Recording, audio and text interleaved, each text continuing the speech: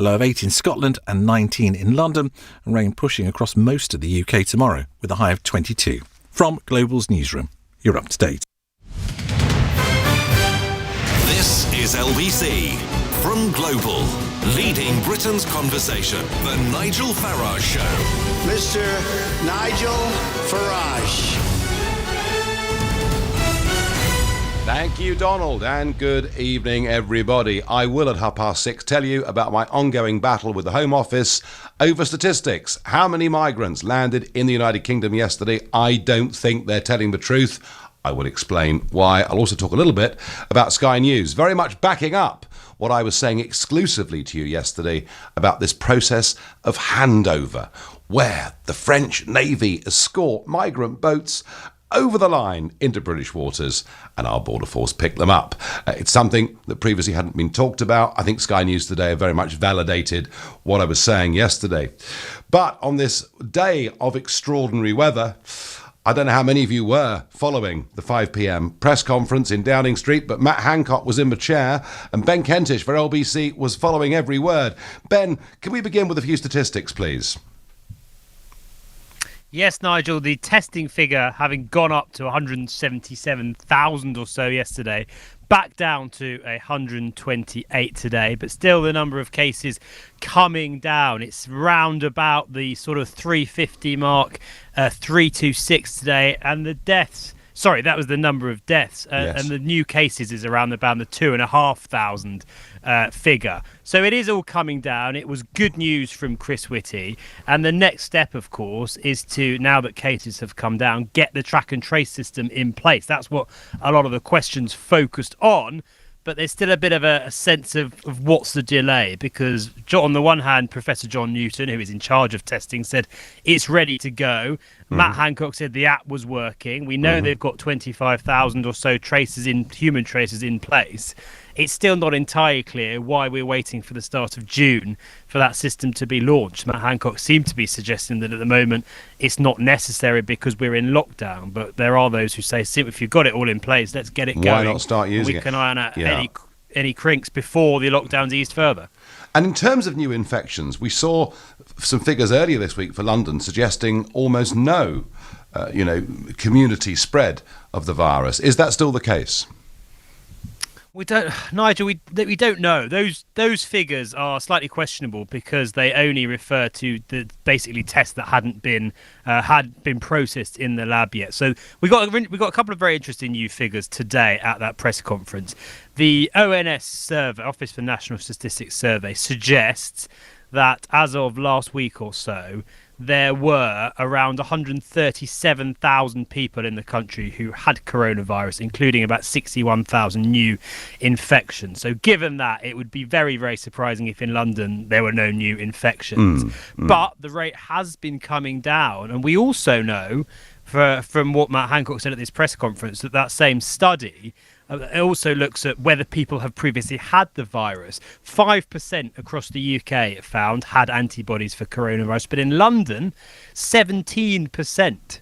So getting on for 1 in 5 Londoners have already had this disease. And, of course, the more people have it, the less it spreads, because those people we think for now, we hope, are probably, and this immune. is not confirmed, but the scientists think they probably can't transmit it. So good news on both of those cases.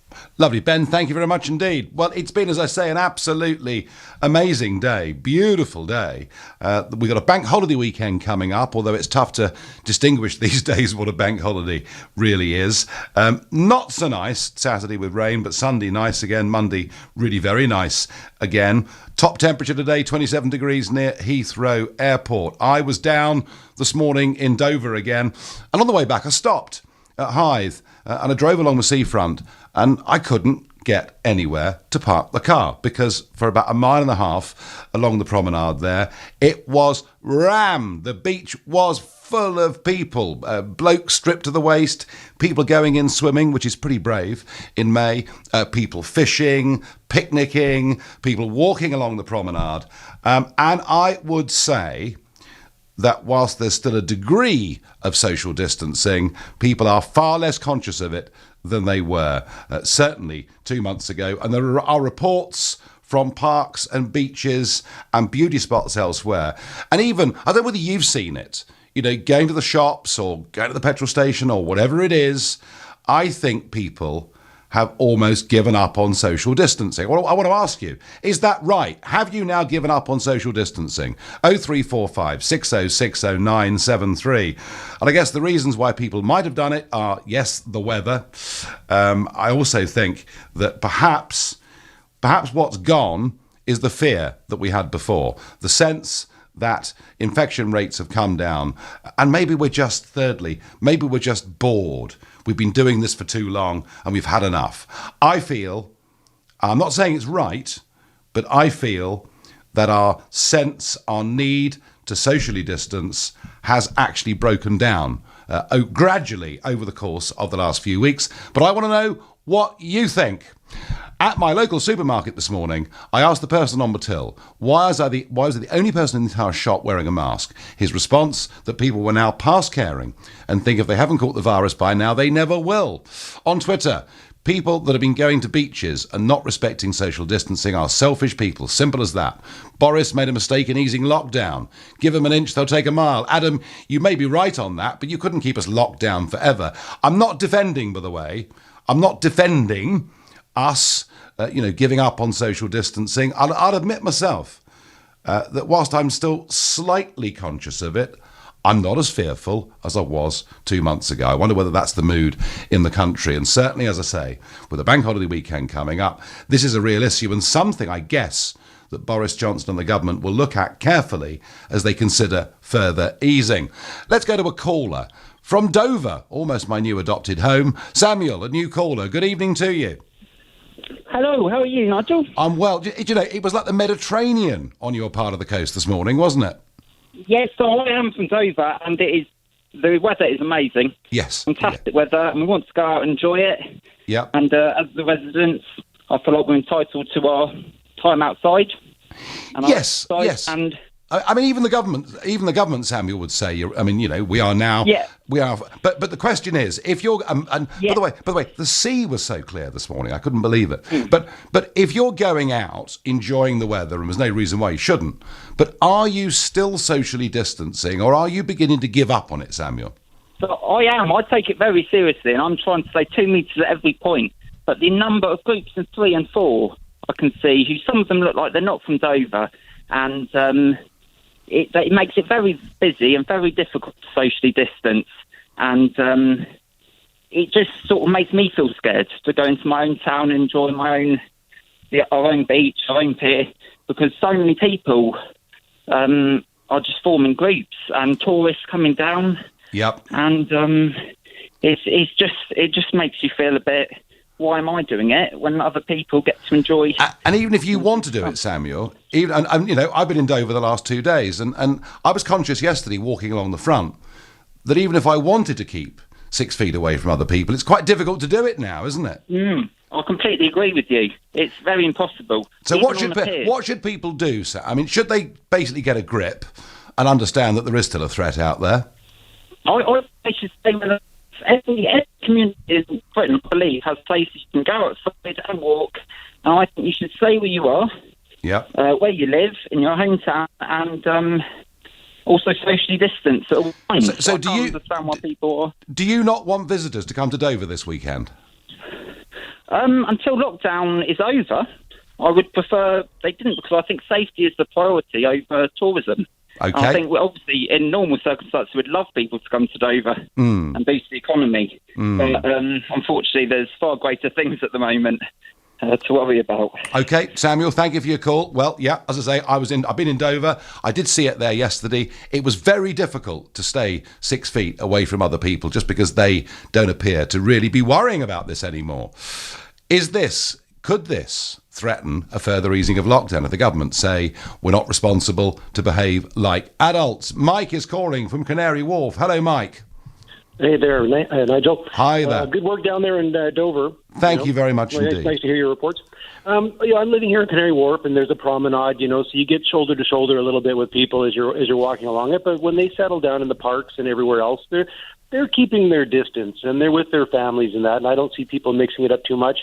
And there's a fair amount of mask use amongst people. and whenever I go to a shop, I use a mask. Yep. And I'm not worried about distancing too much in the shop if I've got a mask and other people do. I think we're at the point now where, we see that this didn't ever pan out to be what it was supposed to be, and things are under control, and maybe it's time to just ease it up a little bit. Sunlight is the best antiseptic, as they say. Okay, well, we've got plenty of that, Mike, at the moment, thank goodness. So you yourself are not socially distancing the way you were, say, 7 or 8 weeks ago.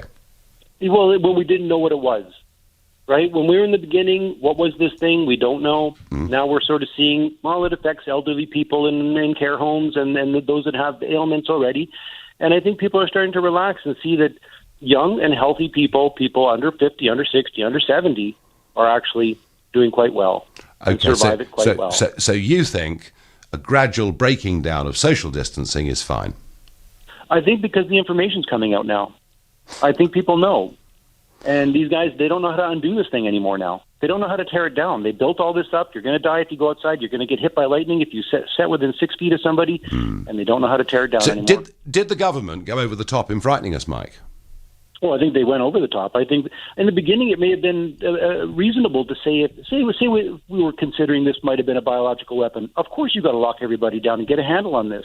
And understanding what the new enemy is. I get that. Well, Mike, I have to say, right or wrong, I think your attitude is one that many millions share at this moment in time. Mike, thank you. And don't forget, folks, and it's only been around for a week or two, but you can now watch this show using the Global Player app. The time is now 6:15. Let's get the news headlines with Tim Humphrey. Downing Street has ordered NHS and care workers to be made exempt from the immigration health surcharge. Coronavirus antibody tests will be available on the NHS following agreements between the government and pharmaceutical firms. And it's been revealed a further 338 people have died after testing positive for COVID-19 in the UK. The weather: rain in the Northern Isles tonight. There could be showers in the southeast in the early hours, a low of 8 in Scotland and 19 in London. LBC Travel, I'm Dave Goff. The A414 North Orbital Road remains closed in both directions for accident investigation work between the London Coney roundabout and the A1M at Hatfield. On the A13 there's a lane closed near Lakeside. It's on the roundabout for the M25 because of an accident. There are queues on the A12 southbound from the Bow interchange through to the Blackwall Tunnel. There are also queues in Hampton on Hampton Court Road in both directions at Church Street. That's because of roadworks. It's slow Mitcham on the Croydon Road in both directions at Windmill Road. That's because there are temporary traffic lights in place. And if you need to use the tube, the Waterloo and City Line stay suspended and some underground stations do remain closed. This is LBC. We all put it off. You know those days you're supposed to be doing life admin, running errands, tackling that backlog of washing from the past couple of weeks? But switching energy supplier is so easy, it won't even make your to-do list. Sign up to Bounce and we'll automatically switch you onto the best deal from one of our carefully selected suppliers. So that's one less thing to worry about. Bounce onto a better deal today and go to switchwithbounce.com. LBC. It's time for some truth. Time to settle once and for all that nagging doubt about whether you've been missold. If you've lost money on a stocks and shares ISA or investment bond sold by a bank as a claims management company, Goodwin Barrett could get to the truth and deliver you compensation. You could do all this yourself and refer to the Financial Ombudsman for free, but there are so many other things you may want to do with your time. So text SOLD to 78900. That's SOLD to 78900. Time for some truth. Wellman and Wellwoman multivitamin gummies are great tasting, vegan and packed with 22 nutrients too, including vitamin B12 to support normal energy release. Wellman and Wellwoman, yummy gummies with serious science. From Vitabiotics, the UK's #1 vitamin company. From Boots, pharmacies and vitabiotics.com. Hello? This is the most important piece of advice I'm going to give you in your life. Hello? What was that, Dad? Hello? Dad, I can't even hear you, man. You get me? I didn't get it, Dad. You didn't get it? I meant... You didn't... Hello? Don't speak plain English. You want to answer me back? I'm answering you back. You think your father is a... I am not going to repeat myself. Oh, man. Tired of bad connections? Enjoy great quality calls with Boss Revolution, the international calling app. Download the Boss Revolution app today and get £2 free call credit. This is a message from the government. There is new guidance to help businesses and employees who cannot work from home Be COVID-19 secure at work. The advice will help you conduct a risk assessment, put social distancing measures in place, improve hygiene and cleaning in the workplace, and look after the well-being of your employees. Every workplace is different. Use the guidance to make your business COVID-19 secure. Access the support you need at gov.uk/working-safely. Stay alert. Control the virus. Save lives. At Vodafone, we know how important it is to stay connected, whether you're keeping the family entertained at home or staying close to loved ones far away. That's why we've lowered the price of our fastest broadband to just £22.95 a month. So switch to Vodafone Superfast Broadband and stay connected for less. Available online today, keeping the UK connected. Ready? Vodafone. 24-month contract, credit check, acceptance and price rise may apply. Superfast average speeds from 35 megabits per second. Vodafone.co.uk/broadband. This is LBC, the Nigel Farage Show. Call 0345 6060 973. Text 84850. Tweet at LBC using the hashtag Farage on LBC. Have you given up on social distancing? Is that the right, normal, sensible approach to a crisis where infection rates are falling very, very sharply, or is it just plain irresponsible? In other news, NHS staff and care workers from overseas are to be exempt from having to pay the surcharge to use the health service after yesterday. So yesterday, Keir Starmer pushed really, really hard on this. And the Prime Minister said, look, he accepts and understands the difficulties faced by our amazing NHS staff. But, said Boris Johnson, we must look at the realities. Those contributions help us to raise about £900 million. I never thought that figure was right, but... and there we are. Apparently we were raising nearly £1 billion from it, but 24 hours later, that has been dropped. So quite a big U-turn from the Prime Minister. But in good news for the Prime Minister, Boris Johnson will not face a criminal investigation into his dealings with US businesswoman Jennifer Arcuri when he was Mayor of London. So a mixed day for the Prime Minister, but he'll be pleased that he's not facing a criminal investigation. Have we given up on social distancing? John in Glasgow. Now, Scotland's slightly different, of course, because you're still fully locked down, really, aren't you?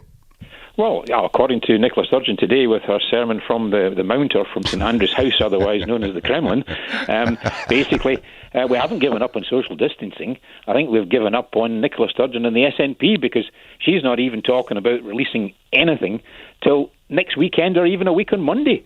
I mean, everybody's listened to Boris telling us we can at least go out and play a round of golf 10 days, a fortnight ago, and we're going to have to wait till a week on Monday or next weekend to even play a round of golf.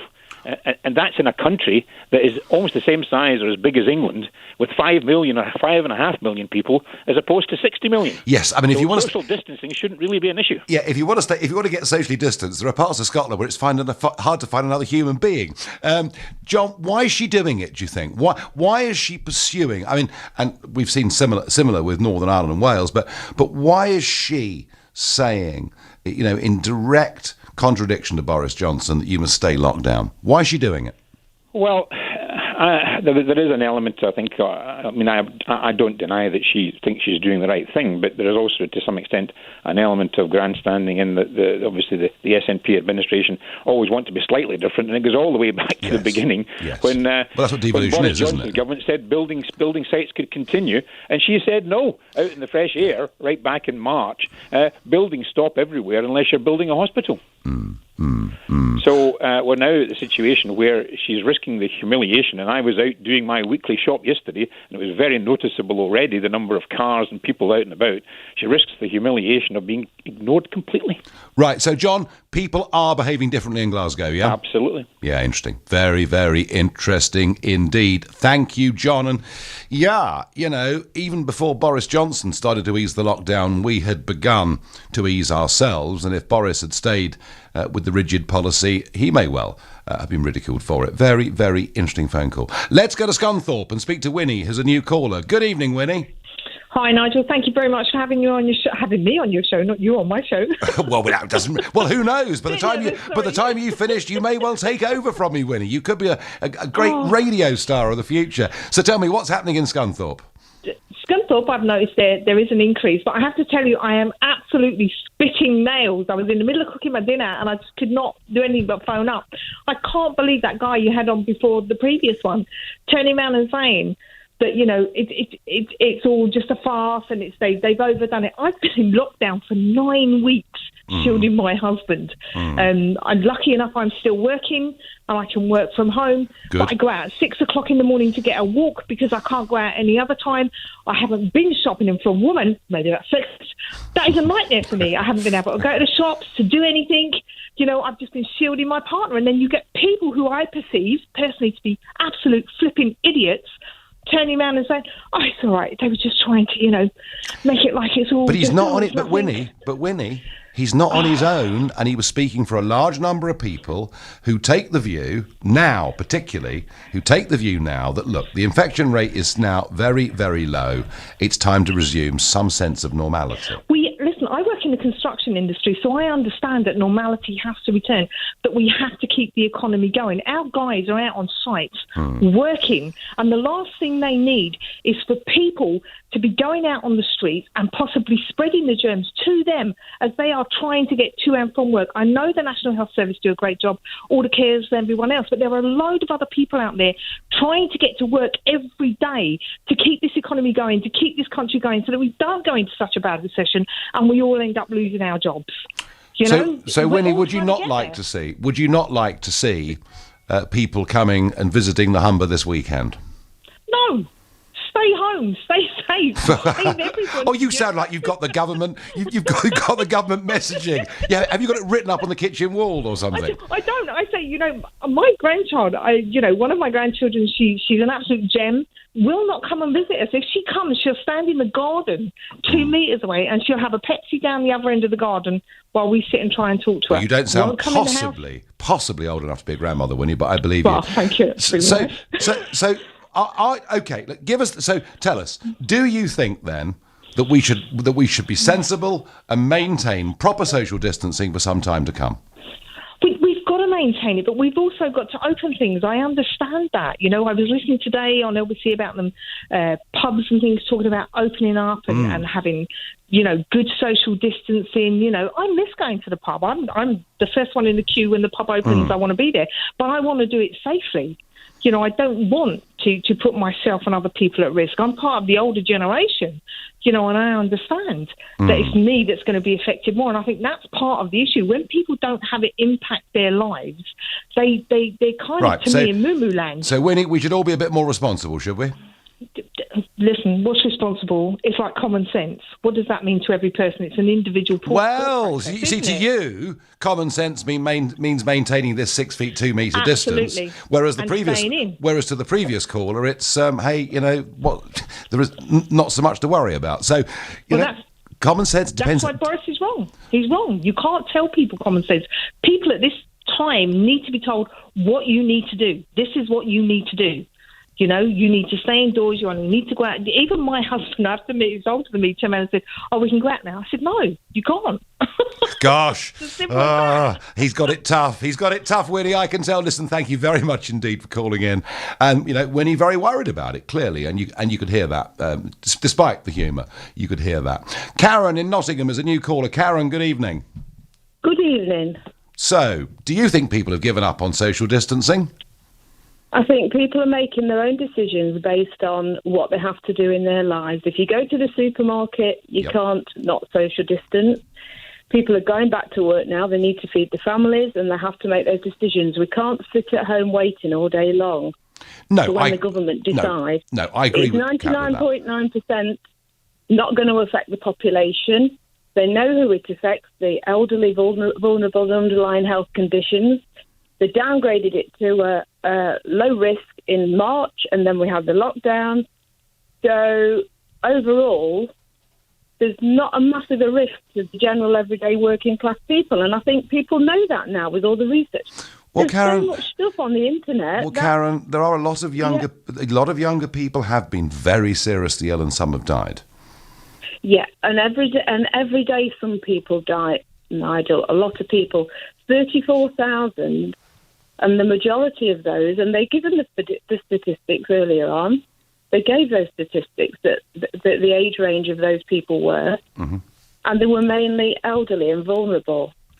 Yes, that's true. It's not affecting a lot of young people, but they've put fear into those young people and families. But here's the problem, Karen. If we all give up on social distancing, and if the R rate goes above 1 or considerably above 1, we then, if we're living with these people or meeting these people, spread it to them, don't we? But you know now what we know. So we all know what we know now, and we know who it affects.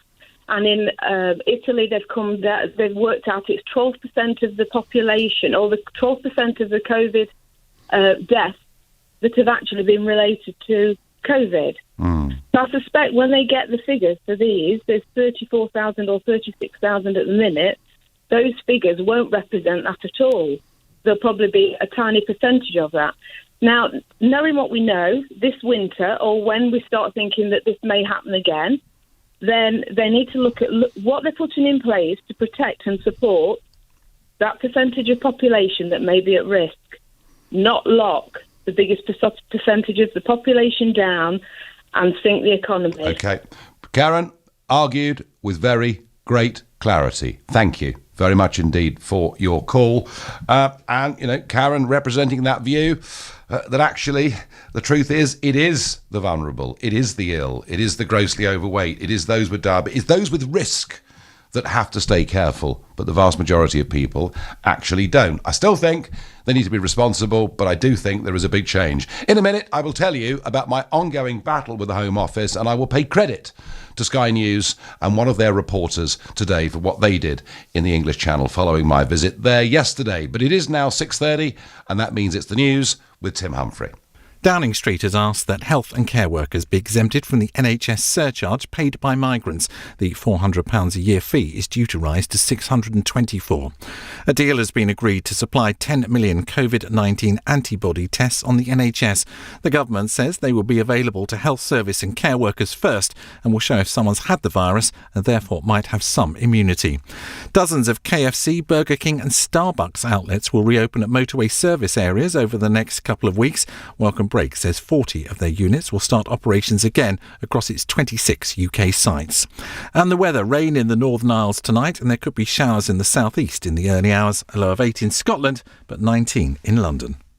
Nick Ferrari at breakfast, weekday mornings from 7. Former Universities Minister and politician Joe Johnson. How do you think the government has fared over the last 8, 9, 10 weeks? The two big things that I think the government has done really well. The first is, I think, putting in place the biggest welfare programme that this nation has ever seen in the form of the furlough scheme. And then the second thing is in ensuring that our health system was able to cope with this extraordinary pandemic. Nick Ferrari at breakfast. With Xero, get your business digital ready with Xero accounting software. LBC. Across the nation, we've been doing just 5 more minutes of playing astronauts and aliens in the garden. Please. Join the chair dips, the leg lifts and the just shaking things out for a bit, happening all across the country. Join the movement. To see how you can get moving, search Stay In, Work Out.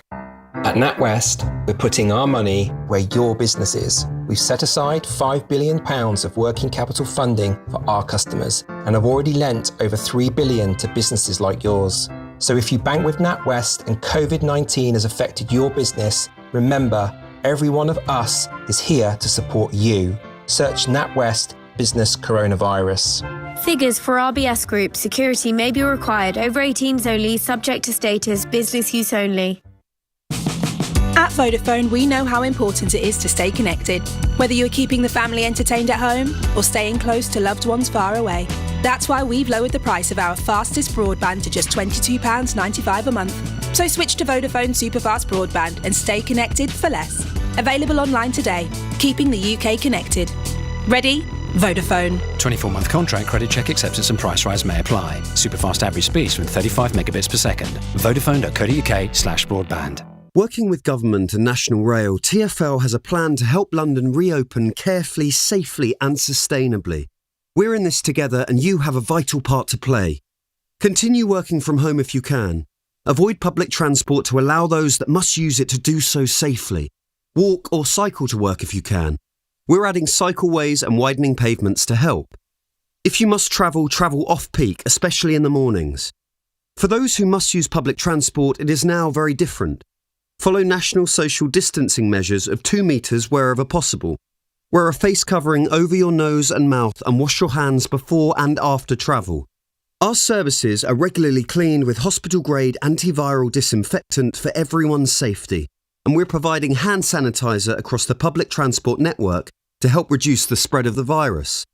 Thank you for your help. Search TfL's Restart Plan. To the Mayor of London and TfL, every journey matters. The Nigel Farage Show on LBC. Call 0345 6060 973. Last night, following my day in the English Channel, I told you about something called the handover. It had been known about in coastal communities for a very, very long time. I'd heard about it, and I'd really wondered when at some point one of our big TV companies would go out there and expose this, but nobody chose to do so. So I went out and did it myself. Now, of course, as ever, whenever I do something, there are people that shout out it's not true and I'm lying and all the rest of it. But I explained to you last night here, and it was the first time the British public have heard this, how the French Navy, in many cases, escort those inflatable ribs from French waters into British waters and then literally hand them over to the UK Border Force, who say things on the radio like, thank you for your assistance. The whole thing is an outrage. It needed to be exposed. I did so yesterday, and to my delight, Mark White, the Home Affairs correspondent for Sky News, put this report out this morning from the English Channel where he witnessed himself the handing over of illegal migrants to the British Border Force. Almost as soon as dawn breaks over these busy shipping lanes, the first migrant boat comes into view. We counted 13 on board. Shadowing it, the French patrol vessel Aramis, which had been with it since it left a beach near Calais 2 hours earlier, and from what we could see was making no attempt to intercept the boat. The Border Force vessel Speedwell arrived on scene soon after the migrants crossed into UK waters. We can see the French patrol boat Aramis circling the area, while the Border Force vessel Speedwell is now down in front of the migrants' boat. They've just got them to stop their engines. They're about to try to get the migrants from that boat transferred onto their vessel. And confirming that was fishing boat skipper Matt Coker, who said the handing over of illegal vessels is common. To be honest, that's not the first time I've seen that. It's quite regular. That they don't seem so interested in stopping the vessels as they do sort of escorting them across. So the cat's out of the bag. That is what happens. Despite the fact we've given over £50 million to the French to stop this trade, they, in many, many cases, escort these vessels into British waters. We pick them up, and that means they can stay in the United Kingdom forever. That is the racket that is going on. And when you think about it, when you think about the number of boats that are out there, the number of Border Force boats, the RNLI, the spotter aeroplanes, helicopters that are up in the air. I mean, the numbers of people on the ground accepting dozens of people every day that it's calm. Goodness only knows what this is costing us to operate every single week. Now, I was pretty unhappy, those of you that listened last night, with the Home Office response to the questions I put in. So I went back to them this morning and I said, the list of, or LBC on my behalf said, the list of small boat incidents did not list the boat that Mr Farage witnessed and reported to the authorities at 8:11 yesterday morning. RNLI and Border Force were there on the scene by 8:30. We estimated there were 22 people on this boat. Why has this not been recorded? Now, the reason I put that in was because when we asked Border Force yesterday what boats had come in to the United Kingdom, they gave us this. Our first incident, the first interception of a rib was at 03:37. The second was at 04:09. The third was at 04:31. The fourth was at 04:50. The fifth was at 14:05. As I say, we told the authorities we'd found this rib at 8:11. And they come back and say these remarks are completely untrue. Border Force intercepted 5 boats that day. The one spotted by Mr Farage was already on our radar and when he called it in and was included in the figures we gave out. So what? Did it take them 3 hours to go and find it? Did it take their boat that cruises along at 25 knots, a journey that wouldn't take more than 35 minutes, did it really take them 3 hours to get there? I have to say, I don't believe what we're being told by the Home Office. I think they have been egging the figures for a long time. So there's no way their small boat incident report from yesterday is accurate or true. They have not answered my question sufficiently, and I'm on the case. And it was the same last Saturday. They said last Saturday that 90 illegal immigrants had come into the country. Well, 90 had come into Dover. What about the 25 that landed on the beach at Pett Level in East Sussex? Why were they not included in the numbers? And the other question I asked was about, why it was that French boats were handing over, escorting illegal migrants to our country. And I asked them, a second question to this. And I said, why? Why is this happening? And Border Force come back on that, and they tell me that under international law, the perseveration of life is paramount. They can't even spell these people. I think they meant preservation. The preservation of life is paramount. There have been some instances where migrants refuse to board French boats. Surprise.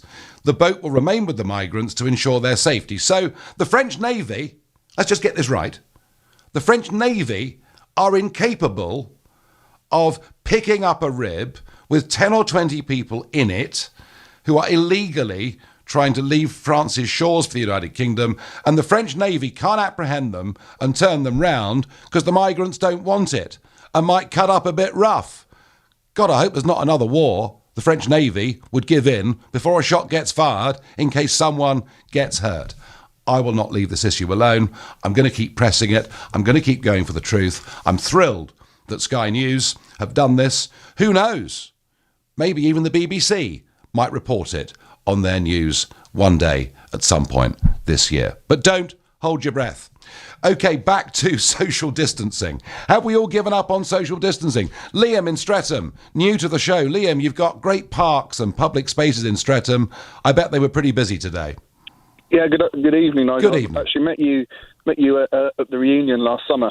Same school. I think we were. Yes, it was the had the pleasure of being there. It was the 400th birthday of our old school, wasn't it? Absolutely, yeah. It was a great day, actually. It feels like a lifetime ago.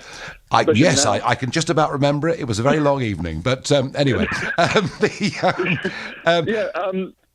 basically, Streatham Common Tooting, absolutely packed, yes. Full of people. Just clearly not, unless you've got a household of 22 people playing football. I saw football. I saw football last Sunday going on. Yeah, so social distancing broken down completely. Absolutely, and to add to that, obviously people are allowed to rent and move into new accommodation. I've got someone who's moved in this afternoon. He flew over from America a couple of weeks ago. So this absolutely is. That's why it breaks down, because people just can't buy into this quarantine idea. And was there any sort of police presence in those parks today, Liam? No, not at all. Well, mind you, it's quite tough for the police, isn't it? I mean, we're told we can go out and spend as much time as we like outside. It's quite tough for the police to really now deal with this. So, Liam, are people being irresponsible and stupid because there is still a threat, or have they just had? I think the majority of people are kind of less affected from what the statistics would say, so maybe they feel a bit more immune to it, even if they have it. And do you feel immune to it, Liam? Not like the elderly. No, but I also, as I say, if we've got someone who's just recently flown in from New York, like last week, he's moved into the house, there's almost no point in continuing this anymore. May as well go back to normal. OK, Liam, thank you. Hope we meet again. Let's go to Camberley and speak to Glenn, who's a new caller. Glenn, good evening. Hi, Nigel, how are you? OK? I'm OK. So are these people, I mean, Liam was just telling us about Streatham and that big common they've got there. He was telling us today about big games of football and big gangs of people together drinking beer. Are they being idiots? Nigel, listen, I'll tell you, I live in Blackheath. Yeah. I'm a lorry driver. I'm parked in Camberley. But OK. Everyone I talk to doesn't really believe this is as serious as what they think. You get told to stand outside the major supermarket, it's in a queue, 2 metres apart. You go into the store and you're fighting to get down the aisles. I mean, no one's buying this. I mean, you get Boris Johnson saying one thing, they don't answer. They got asked a question the other day: why are flights still coming in from all over the country? Oh, don't start me on that, Why Glenn. are people from France exempt and all that? And the answer was, we need to keep the R number down. They won't give you no answers. And to be honest with you, Nigel, I think that people are not believing this. It's the same as what you're just discussing about France, about that incident. They under-egged the numbers there, and they're over-egging it here in this. They don't know what they're doing. Do you know, they're just Glenn? clutching at straws. You can see Boris Johnson doesn't come to the podium anymore. Oh, he's in hiding, isn't he? He's in hiding. We never see him. Glenn, your loss of confidence, Glenn, in what you're being told is in politicians. Yep, absolutely. Glenn, are you also very critical of what you're told by the newspapers and TV and radio? I don't believe nothing, only what I can see, Nigel. That's how I've been brought up. I only believe what you can see. Right. And know for a fact, And I'll tell you who's going to get the blame for this. The scientists. The scientists. Absolutely. They've started that blame game already, haven't they? Yeah, we was all given the data by the scientists, so we're not to blame. We've only told you what the scientists have told us, so we're stopped. Listen, there's always got to be a scapegoat. Oh, no, of course. Somebody always has to get the blame, and it's nearly always the innocent in all walks of life, of course. Glenn, let me just ask you this. Do you think that a degree of social distancing still makes some sense? To be honest, Nigel, I'm not a conspiracy theorist, so let me get that out of the way first of all. I know a wide range of people. I'm 53 years of age. I've been driving a lorry all my life. I go all over the place. I deliver to all the golf courses in the country and football stadiums. We do specialised stands. I speak to a lot of people, and no one knows anyone that's caught this virus. I'm not saying it's not there. Don't get me wrong. And I do. I do. Glenn, my younger member of my family was really ill with this, and a fit person in their mid-40s. So look, Glenn, I get it. I understand your scepticism. I thank you for your call. There's a lot of you feeling like this. A lot of you. It seems to me that the collective collapse of trust and belief in what politicians and media tell them are making a lot of people very, very sceptical about this. I'm not saying it's right, but I think we're identifying it here. It's 6:45. Time for the news headlines with Tim Humphrey. Downing Street has called for health workers to be exempted from an NHS surcharge paid by immigrants as soon as possible. A deal has been agreed to supply 10 million COVID-19 antibody tests on the NHS. They will go to health service and care workers first. Boris Johnson's been told he won't face a police inquiry over his links to an American businesswoman when he was Mayor of London. And the weather, rain in the Northern Isles tonight. There could be showers in the southeast in the early hours, a low of 8 in Scotland and 19 in London. LBC Travel, I'm Dave Goff. The A414 North Orbital Road is closed in both directions for accident investigation work between the London Coney roundabout and the A1M at Hatfield. There are queues on the A12 going southbound from the Bow interchange to the Blackwall Tunnel. It's very slow on the North Circular Road in both directions between the Coney Hatch interchange and the A10 at the Great Cambridge interchange. It's also slow on the North Circular Road northbound from Gunnersbury Park to Ealing Common. There are delays in Mitcham on the Croydon Road both ways at Windmill Road. That's because of roadworks. And on the Tube, the Waterloo and City Line stay suspended and some underground stations remain closed. Coming up at 7 on LBC, Ian Dale. At 9, it's our 4th daily phone-in marking Mental Health Awareness Week. Emma Kenny will be joining me as usual on a Thursday night to take your calls. Ian Dale on LBC. Working with government and National Rail, TfL has a plan to help London reopen carefully, safely and sustainably. We're in this together and you have a vital part to play. Continue working from home if you can. Avoid public transport to allow those that must use it to do so safely. Walk or cycle to work if you can. We're adding cycleways and widening pavements to help. If you must travel, travel off-peak, especially in the mornings. For those who must use public transport, it is now very different. Follow national social distancing measures of 2 metres wherever possible. Wear a face covering over your nose and mouth and wash your hands before and after travel. Our services are regularly cleaned with hospital-grade antiviral disinfectant for everyone's safety, and we're providing hand sanitizer across the public transport network to help reduce the spread of the virus. Thank you for your help. Search TfL's Restart Plan. To the Mayor of London and TfL, every journey matters. Authentic Lebanese cuisine by Marouche. Exquisite comfort food. Our restaurants are open for takeaway and deliveries. Wherever you are, we'll try and get it to you. Call in or order through Uber Eats, Deliveroo and Just Eat. Enjoy legendary Lebanese food at home from Marouche. Fancy recreating your own dishes at home? Discover the authentic ingredients imported from Lebanon that we have available at marouche.com. Max is dreaming of riding a giant chameleon whilst fighting a clan of ninjas. But in reality, he's helping fight COVID-19 in his sleep. Like thousands of others, he's joined the Dream Team. By using the Dream Lab app, they're helping scientists speed up the search for potential treatments. I'll fight you. You go, Max. Search Vodafone Dream Lab and join the Dream Team tonight. DreamLab app is owned by Vodafone Foundation, an independent charity. Registration number 1089625. Full terms at vodafone.co.uk/dreamlab. At NatWest, we're putting our money where your business is. We've set aside £5 billion of working capital funding for our customers and have already lent over $3 billion to businesses like yours. So if you bank with NatWest and COVID-19 has affected your business, remember, every one of us is here to support you. Search NatWest Business Coronavirus. Figures for RBS Group. Security may be required. Over 18s only. Subject to status. Business use only. Leading Britain's conversation. LBC, The Nigel Farage Show. A lot of people have given up on social distancing, and an increasing number, certainly are calling in tonight, are saying that basically the government tried to scare us, and they're pretty sceptical about whether they're going to catch this virus and whether it could really affect them, because it's the elderly and those with conditions who die from it. 7 weeks ago, on my way on my care job, passing by my local park, it was empty. Today there were hundreds. Can you imagine opening pubs anytime soon, what that would do to social distancing? Terry, when they do open pubs, it will have to be, letting only a tiny number in at a time. Whether that's economic for the pubs is a separate question. Locals in North Devon want the whole area to themselves for the summer. They don't want to go back to work. Well, I don't know whether that's true, actually. Nigel, could it be that people have taken on board that outdoors is safer? Also, now that the NHS is not overwhelmed, it's our informed choice based on risk. Zoe, I do get that. And I think people do feel much safer outside. But to be totally safe, they need a degree of distance between them and the next person. Of course, that's true. On Twitter, I don't want us to be kept in lockdown either, but I'm saying it's not safe to be out there in groups and on beaches at this time.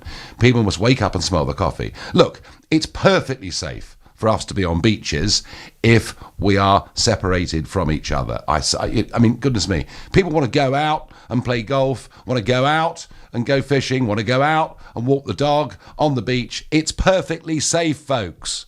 What may not be safe is to do it getting into a close proximity with a large number, even one other person who's not from your household.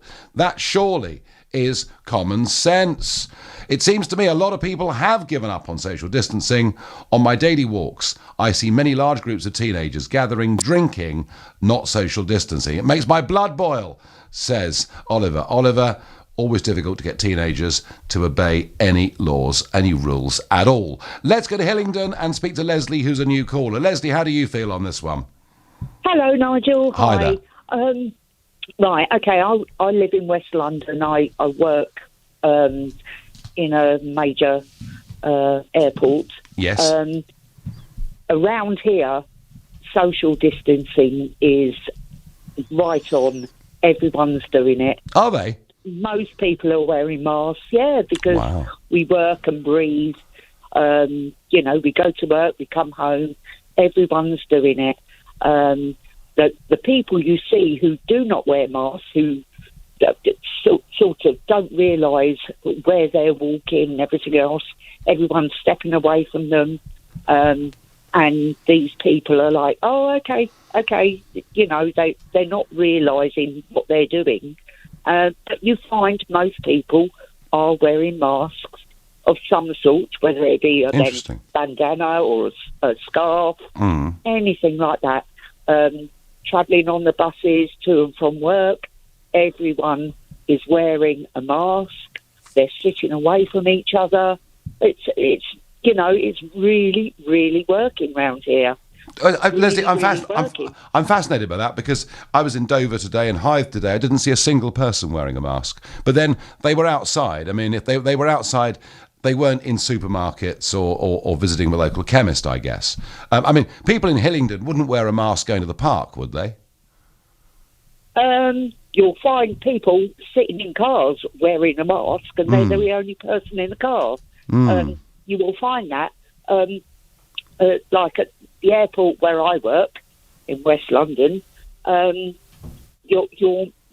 you are coming into close contact with lots of people. Oh, sure. And oh, this sure. Is, oh, look. This is in the back of your mind every single time. No, if I worked at a major airport. If you go to, on your days off, you go to the Tesco Metro up the road or your corner shop or whatever it may be, everyone is wearing a mask. Really interesting, Leslie. Really interesting. Hillingdon, Leslie says people are still observing social distance and being sensible. It's not happening everywhere. Louise is calling from Camberley in Surrey, and there's another new caller. Good evening, Louise.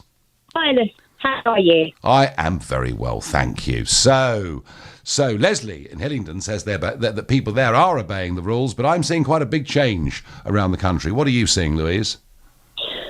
I personally think that Boris made a bit of a daft decision to relax the law a little bit. Considering he actually had COVID virus himself, yes, you'd have thought, I'm not going to relax the rules just yet. I was just recently diagnosed with it yesterday, so as you can imagine, I'm gutted. How are you feeling? I've been social distancing, and I've been staying inside ever since the lockdown. The only time I go out is literally to empty my bin. But people just aren't going to keep social distancing. So, Louise, it's a hard thing. Louise, how have you caught it then? If that's literally all you do, I have got absolutely no idea. Really? I mean, it's something I must have caught it. I'm losing my line, which is look. We'll try and get Louise back because that was really what she was saying was fascinating. Let's go to Epsom and speak to Nora, another new caller. Nora, good evening. Hello, Nigel. Lovely to speak to you. Good to speak to you. Nigel, just a very short one. Winnie, is it Lady Winnie? I agree with her, totally. Yes, from Scunthorpe. People should stay and do as they're told at the moment. Yes, and allow the people who need to go out, like the people that, won't mention nurses, we know all about the nurses, the doctors, but people who need to gradually get back into the workplace to keep the economy going. People like me have stayed at home since the 19th of March, that is, I was told, and I'm very fortunate. But Nora, it's perfectly reasonable for people to want to go out and walk and exercise and visit a beach, or there's nothing wrong with that. And I've actually, ever since lockdown began, said people should be allowed to go out and do stuff as long as they socially distance. But there is a sense that people now think it simply isn't going to happen to them, and that infection rates are falling very quickly. To see, unfortunately, as I said, but beach, they don't need to be on the beach at the moment. When people have died, and the government have done everything they have possibly could do to help us all through it. All right. They don't need to go to the beach. So Nora, you're telling people not to go to Brighton this weekend, yeah? I know. But, I mean, tell the people who've lost their loved ones. Okay. No, I get that. Nora, I get that. I understand that. I thank you. Louise is back. Louise, who was diagnosed, I think yesterday, you said, with COVID-19. Yes, I was. Yeah. Louise, how are you feeling? My chest feels like it's got a great big huge lorry sat on it at the moment. I'm trying not to do too much talking, but other than that, I'm fine. Right, good. Well, I'm sure you're going to be absolutely fine. So, Louise... And can I say, it's been an absolute pleasure to talk to you. I'm a massive fan. Oh, well, that's very good of you. So, Louise, is your message to people, even though you've been uber careful, you've still contracted this, and that other people need to be sensible? Is that really what you're saying? People really, really need to take extra care. I mean, yes, it's nice to go out and mix, but what they don't realise is it's in the air. You can catch it any time. Well, yeah. Have to be extra careful. Well, yeah. I mean, it's droplet-borne, but yeah. Louise, where were you tested? How long did it take to get a result? Well, I phoned 111 Tuesday night because of, having a really sore throat, and I've had a really bad cold. Yep. And my doctor who phoned me back yesterday said, you've got all the symptoms. So they said I've got to self-isolate for 10 weeks, and it's my birthday next month. Oh. 10th of June. So, yeah. Well, I'll be listening to LBC. All right, well, Louise, thank you for calling. Good luck with it. Thanks for sharing your story with us, and I hope you have as good a birthday as you possibly can. It's a bank holiday weekend, but I will be with you on that bank holiday Monday. I'll be with you even before that, because I'll be with you on Sunday morning at 10 o'clock. And at 10 o'clock tonight, it's Tom Swarbrick, but right now, it's Ian Dale. Thanks, Nigel. There's been a big breakthrough on antibody tests today. We'll bring you all the details, but the app for Trace and Track won't be ready in time for June the 1st. Nicola Sturgeon has outlined her plans to lift lockdown, plus the government does a complete reverse ferret on charging NHS immigrant workers for NHS treatment. Yesterday, Boris Johnson said it was the right thing to do. Today, he's changed his mind and says it's the wrong thing to do. You may want to comment on that in our phone-in at 8 or on anything else to do with coronavirus. But at 9, it's our 4th daily phone-in to mark Mental Health Awareness Week, and you'll be pleased to know Emma Kenny will be joining me as usual on a Thursday night.